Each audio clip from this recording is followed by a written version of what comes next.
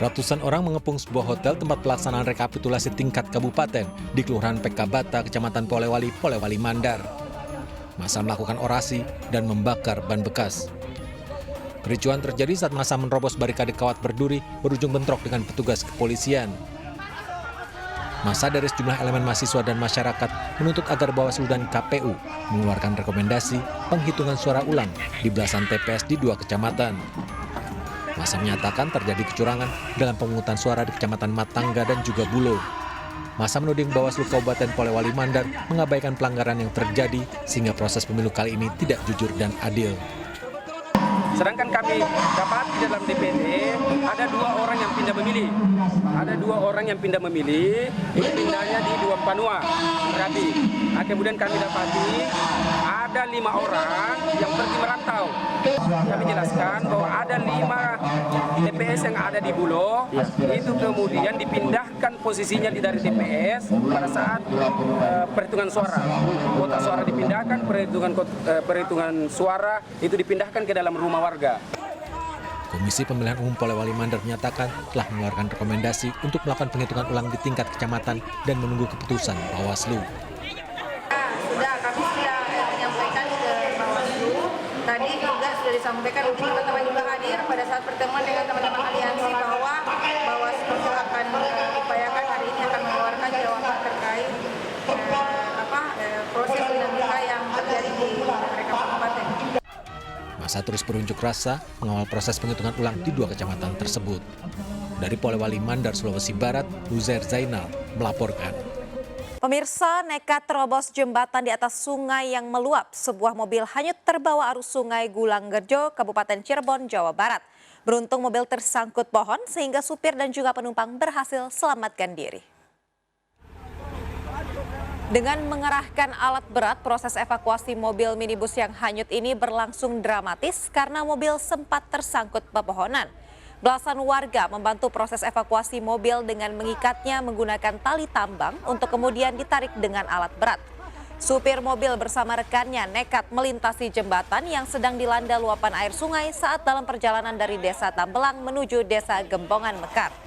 Mobil tiba-tiba mati mesin karena diterjang arus sungai kemudian hanyut. Beruntung supir dan rekannya berhasil selamatkan diri. Proses evakuasi berhasil dilakukan setelah 2 jam.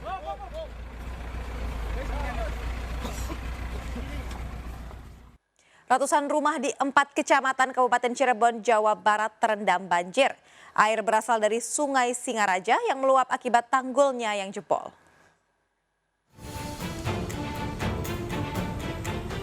Ratusan rumah di 4 kecamatan dilanda banjir, yakni Kecamatan Pangenan, Astana Japura, Walet, dan Kecamatan Gebang.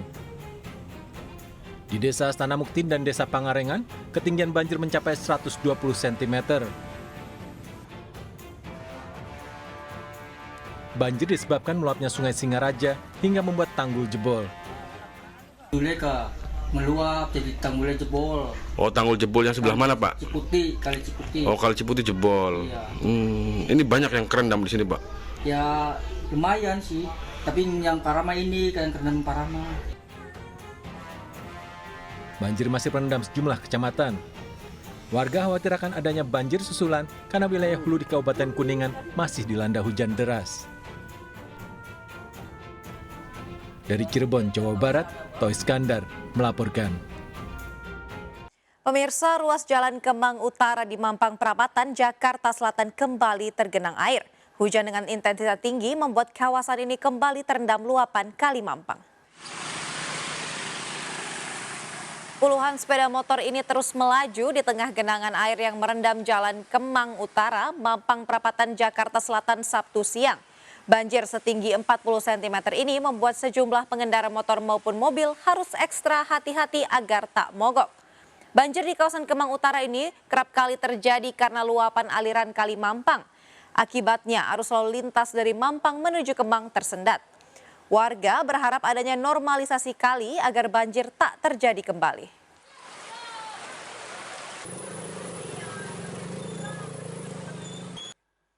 Hujan deras yang mengguyur ibu kota pada Sabtu siang juga membuat sejumlah titik rawan banjir kembali tergenang, seperti di Jalan Ciledug Raya, Kebayoran Lama, Jakarta Selatan. Genangan air setinggi 30 cm merendam ruas Jalan Ciledug Raya, Seskol, Kebayoran Lama, Jakarta Selatan, Sabtu siang. Kondisi jalan yang cekung membuat kawasan ini menjadi langganan banjir. Sejumlah petugas PPSU Kelurahan Cipulir dan juga sumber daya alam disiagakan untuk membantu arus lalu lintas yang macet. Meski masih bisa dilintasi oleh kendaraan, pengendara terpaksa mengambil lajur kanan guna menghindari genangan air yang lebih dalam. 2 mesin pompa juga dikerahkan untuk mempercepat surutnya air.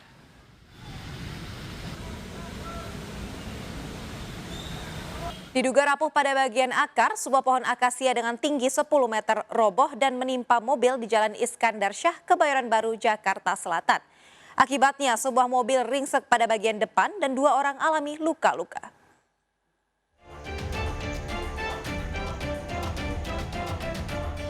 Video amatir warga merekam saat kejadian di mana pohon akasia setinggi 10 meter roboh dan menimpa mobil yang tengah melintas di Jalan Iskandar Syah, Kebayoran Baru, Jakarta Selatan. Mobil bagian depan ringsek sementara kaca mobil pecah usai tertimpa pohon besar tersebut. Menurut saksi mata, 2 orang menjadi korban dan alami luka-luka. Peristiwa pohon tumbang terjadi usai hujan deras dan diduga pohon sudah rapuh termakan usia. Nggak ada angin, nggak ada hujan deras, biasa aja. Selesai hujan. Petugas gabungan langsung memotong pohon tersebut agar tak mengganggu pengguna jalan. Dari Jakarta, Helmi Sejangbati melaporkan.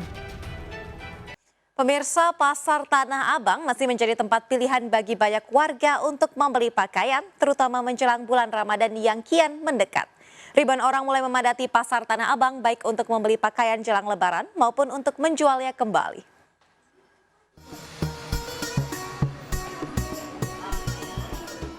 Menjelang Ramadan tahun ini, masyarakat Jakarta dan sekitarnya mulai memadati Pasar Tanah Abang, Jakarta Pusat.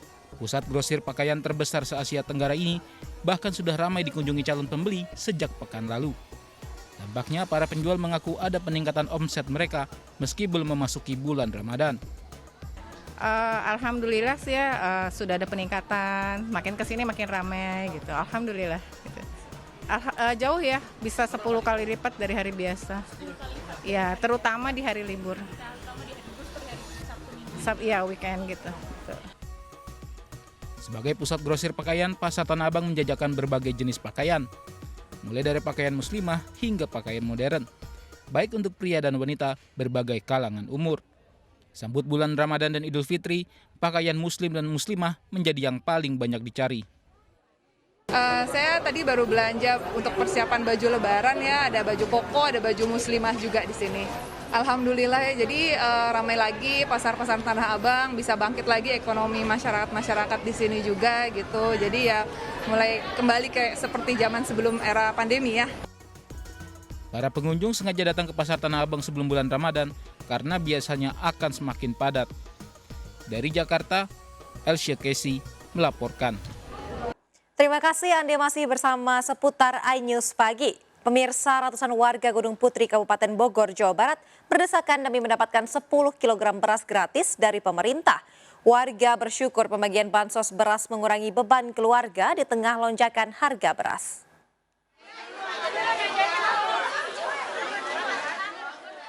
Sejak pagi, ratusan warga mengantre di kantor Desa Cicadas, Gunung Putri, Kabupaten Bogor. Sebagian warga tampak membawa bayi dan anak mereka di tengah antrean panjang. Para penerima manfaat bansos 10 kg beras tersebut mengapresiasi program pemerintah. Bagi sekitar 1.089 keluarga penerima manfaat, bantuan 10 kg beras dinilai sangat berarti di tengah lonjakan harga beras di pasaran.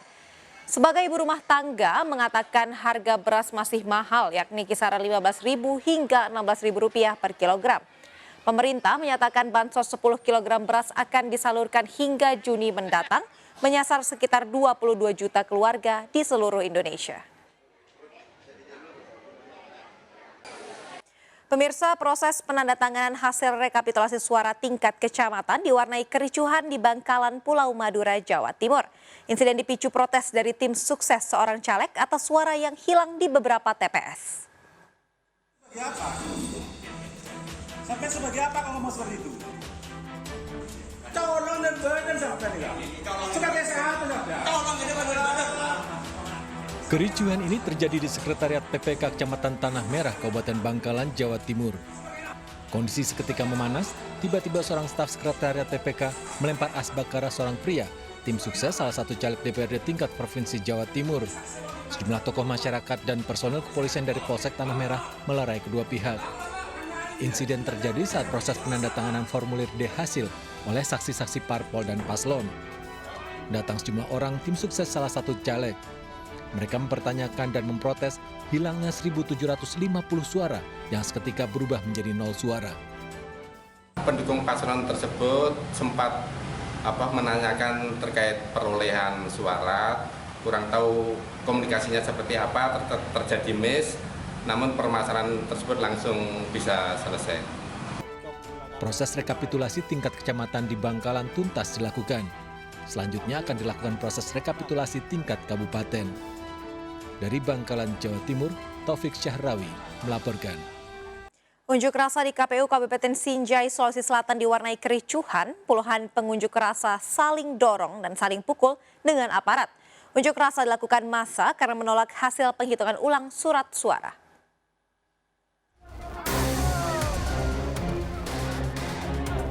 Unjuk rasa di depan kantor KPU Sinjai di Jalan Bayangkara Sinjai, Sulawesi Selatan diwarnai kericuhan. Sejumlah pengunjuk rasa terlibat saling dorong dan saling pukul dengan aparat. Bahkan seorang poluan menderita luka lantaran digigit oleh seorang pendemo. Polisi akhirnya mengamankan sejumlah pengunjuk rasa yang dianggap memprovokasi massa. Tidak hanya itu, polisi juga menyita sejumlah senjata tajam dan bom molotov di sebuah mobil milik pengunjuk rasa. Kericuhan terjadi saat KPU Sinjai menggelar penghitungan suara ulang untuk TPS Desa Kasibuleng, Kecamatan Sinjai Borong, yang diduga adanya kecurangan di tingkat TPS. Massa menolak proses penghitungan suara. Karena mereka ricuh karena mereka memaksa. Sekali lagi, awalnya mereka minta difasilitasi. Kami sudah fasilitasi mengutus Kasat Intelkam untuk bertemu dengan komisioner KPUD untuk menyampaikan keinginan-keinginannya. Termasuk tadi itu ingin bertemu dan mereka ingin masuk. Belum selesai komunikasi dengan komisioner, masih jalan, mereka sudah anarkis. Ada provokator untuk kemudian mereka berbuat anarkis. Itulah. Kemudian pemicunya nanti tadi seperti itu. Dari insiden ini, sebanyak 7 pengunjuk rasa diamankan polisi lantaran melakukan provokasi. Jika terbukti melakukan pelanggaran hukum, para pengunjuk rasa akan ditindak sesuai hukum yang berlaku.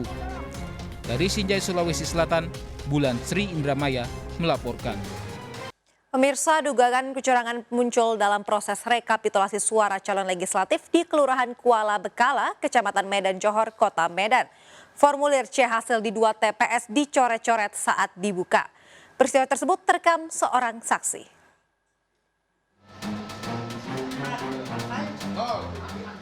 Video ini beredar di lini masa media sosial. Formulir C hasil atau C plano, hasil rekapitulasi penghitungan suara, banyak coretan, bahkan ada yang dihapus. Diduga 42 suara dari beberapa calon legislatif Partai Golkar dipindahkan ke calon legislatif lainnya. Dugaan kecurangan di TPS 5 dan TPS 7 Kelurahan Kuala Bekala, Kecamatan Medan Johor, Kota Medan, ditanggapi oleh Komisioner Bawaslu Kota Medan. Bawaslu telah menerima laporan dari jajaran pengawas di kecamatan terkait. Terdapat ketidaksesuaian antara hasil rekapitulasi C hasil atau C plano dengan jumlah yang tercatat dalam C salinan dari para saksi. Bawaslu telah merekomendasikan melakukan penghitungan suara ulang. Bahwasanya proses rekapitulasi terhadap C hasil atau namanya C plano itu tidak sesuai dengan jumlah yang ada di C salinan para saksi, yang dimana C hasil tersebut telah ditipek dan dicoret-coret, sehingga kita jajaran pengawas memberikan rekomendasi untuk segera membuka surat suara untuk diulang. Jumlah suara dan perolehan Partai Golkar di Dapil 5 Kota Medan cukup signifikan. Berdasarkan rekapitulasi C-hasil dan plano pada hari pencoblosan 14 Februari, Partai Golkar meraup hampir 40.000 suara di Dapil 5 Kota Medan. Diduga terjadi pengalihan suara ke salah satu caleg di Dapil 5 Kota Medan. Dari Medan, Sumatera Utara, Aminur Rasid, iNews melaporkan. Sejumlah pengurus pondok pesantren di Banten mendorong DPR RI menggulirkan hak angket menyelidiki kecurangan pemilu 2024. Mereka memberikan pernyataan sikap dan menuliskan petisi di atas kain kafan. Pengurus pondok pesantren Salafiyah, mahasiswa dan juga elemen masyarakat yang tergabung dalam Gerakan Rakyat Banten menandatangani petisi di pondok pesantren Salafiyah Al-Idrisyah, Kota Serang, Banten. Koordinator Gerakan Rakyat Banten menyatakan prihatin dengan pelaksanaan pemilu 2024 yang diduga penuh dengan kecurangan. Indikasi kecurangan tersebut terlihat di sirekap milik KPU yang berbeda dengan formulir C1 terutama untuk suara pasangan calon presiden dan calon wakil presiden. Gerakan Rakyat Banten juga menghimpun video-video dugaan kecurangan pemilu 2024 yang akan dikirimkan bersama petisi ke DPR RI pada Selasa 5 Maret nanti.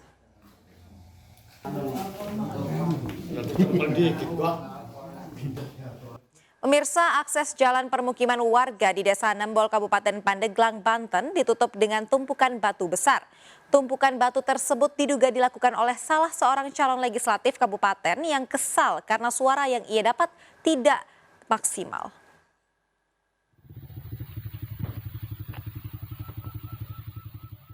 Tumpukan batu berukuran cukup besar ini memutus akses jalan permukiman warga di Kampung Sandahiang, Desa Nembol, Kecamatan Mandalawangi, Kabupaten Pandeglang, Banten. Petugas setempat yang mengetahui informasi dari warga langsung melakukan pembongkaran bersama warga setempat. Peristiwa yang meresahkan ini dilakukan oleh salah seorang calon legislatif kabupaten yang kecewa karena suara pemilih di wilayahnya tak sesuai yang diharapkan. Hal ini membuat warga harus berputar arah karena akses jalan tertutup. Keganggu ya, saya kemarin juga buat balik lagi karena nggak ada jalan lain gitu. Ya, gara-gara tumpukan batu itu balik lagi dan nggak jadi. Pihak kecamatan mengimbau agar kejadian serupa tak terulang dan tak segan untuk menempuh jalur hukum jika kembali terjadi. Dari Pandeglang, Banten, Iskandar Nasution melaporkan. PT KAI Daerah Operasional 2 Bandung menyediakan 227.000 tiket perjalanan mudik Lebaran. Dari total tersebut sebanyak 61.000 tiket ludes terjual. Meski belum memasuki masa Ramadan, warga Kota Bandung sudah menyerbu tiket mudik Lebaran 2024. Dari total 227.000 tiket yang disediakan PT KAI Daop 2 Bandung, sebanyak 61.000 tiket ludes terjual atau sudah terjual 25%. PT KAI Daop 2 Bandung menyediakan 24 rangkaian kereta api setiap harinya guna mengangkut seluruh pemudik. Sementara itu tiket perjalanan H-4 hingga H-8 ludes terjual. Menurut Humas Daop 2 Bandung, mayoritas perjalanan yakni ke Jawa Tengah dan juga Jawa Timur. Hingga saat ini tiket perjalanan mudik Lebaran menggunakan kereta api masih tersisa 166.000 tiket.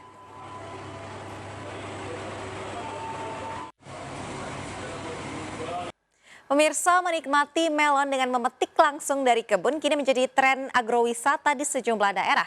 Nah, wisata petik melon segar yang dibudidayakan dengan sistem hidroponik bisa Anda lakukan di salah satu greenhouse di Sleman, Yogyakarta.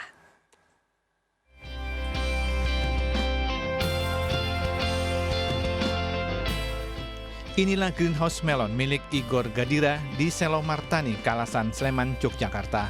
Buah melon premium yang ditanam dengan sistem hidroponik tumbuh lebat dengan buah yang menggiurkan. Kebun melon hidroponik dibuka bagi pengunjung yang ingin merasakan sensasi memetik langsung buah melon dalam greenhouse. Melon yang siap dipetik telah diberi tanda dan tinggal dipilih para pengunjung. Melon hidroponik yang tumbuh dalam greenhouse dapat mengurangi serangan hama dan penyakit sehingga minim penyemprotan pestisida. Buah melon juga lebih manis dari melon biasa dengan tekstur lebih crunchy. Bedanya sama melon yang biasanya, itu kalau kita makan melon itu kan warna putih yang dekat sama kulit itu kan rasanya nggak ada rasanya. hambar kan, tapi kalau yang ini tadi sampai bawah deket kulit itu masih manis dan melonnya itu juicy banget, berair banget, seger jadinya. Dan di dalam customer juga bisa dapat experience untuk memetik buahnya langsung sendiri di dalam greenhouse. Terus yang menjadi pembeda di antara melon yang lain itu sebenarnya melon kita ini yang pasti karena kita ditanamnya di dalam greenhouse itu pasti clean ya, tidak ada tanah sama sekali, tidak ada hama dan penyakit. Untuk harga melon premium dibanderol Rp40.000 per kilogram. Selain memetik melon, pengunjung juga dapat edukasi dari pengelola tentang pertanian hidroponik. Dari Sleman, Yogyakarta, Gali Wisma melaporkan. Pemirsa, jelang bulan Ramadan, TPU Karet Bifak Jakarta Pusat mulai ramai dikunjungi peziarah. Sejumlah warga berdatangan untuk berziarah ke makam keluarga dan juga kerabat.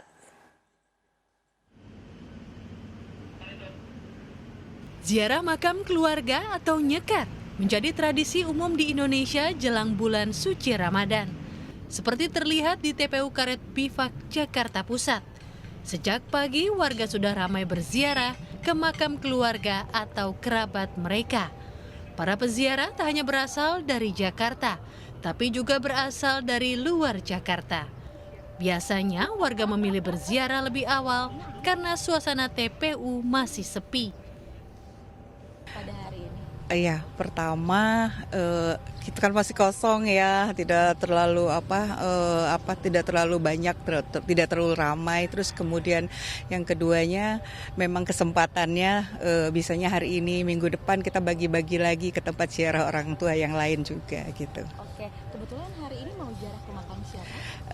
Ibu mertua sama saya. Karena saya takut rame sekali ya, jadi ibu kesempatan pagi-pagi udah datang ke sini karena takut kebanyakan orang gitu. Jadi ya udah begitu aja lah, cuman supaya ada tempat, supaya nggak berdesak-desak gitu, keramaian. Tahun kemarin juga sama, Bu? Oh, tiap tahun saya selalu Jauh-jauh hari juga. Jauh-jauh hari juga. Pemandangan di pintu masuk TPU pun tak kalah ramai. Para pedagang bunga dan air mawar musiman sudah berderet menyuguhkan dagangannya.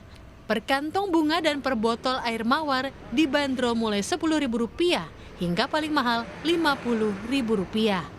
Semakin mendekati bulan Ramadan, biasanya jumlah peziarah akan meningkat. Dari Jakarta, Ayu Pratiwi, Dias Triawan melaporkan. Pemirsa, MNC Asset Management memberikan sosialisasi perempuan Malang cerdas berinvestasi di pasar modal. Sebagai kepala keuangan dalam keluarga, kaum perempuan dituntut untuk pandai mengelola keuangan.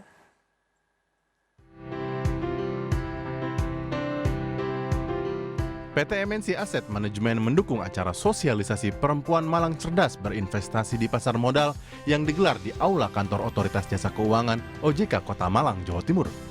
Sebagai pengelola keuangan dalam rumah tangga, kaum perempuan harus cerdas dalam mengelola keuangan.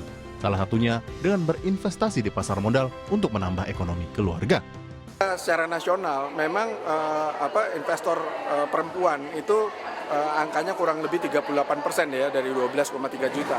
Namun ternyata di Malang ini itu ternyata angka itu ibu-ibu itu jauh lebih tinggi ya, perempuan itu jauh lebih tinggi dibanding laki-laki. Nah ini juga hal yang baik ya, bahwa mulai semakin terliterate, semakin orang semakin mengerti, khususnya para perempuan gitu. Kita giat untuk edukasi, sosialisasi seperti ini kepada masyarakat ya, mungkin khususnya yang sekarang ini di perempuan atau ibu-ibu gitu ya, untuk bisa menjadi lebih melek, lebih tahu dan lebih cerdas berinvestasi lah di bidang pasar modal gitu.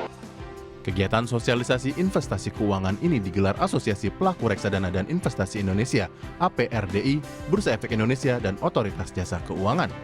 Acara ini diharapkan dapat menambah literasi keuangan bagi kaum perempuan, terutama terkait investasi dan reksadana. Dari Malang, Jawa Timur, Denny Irwansyah, iNews melaporkan.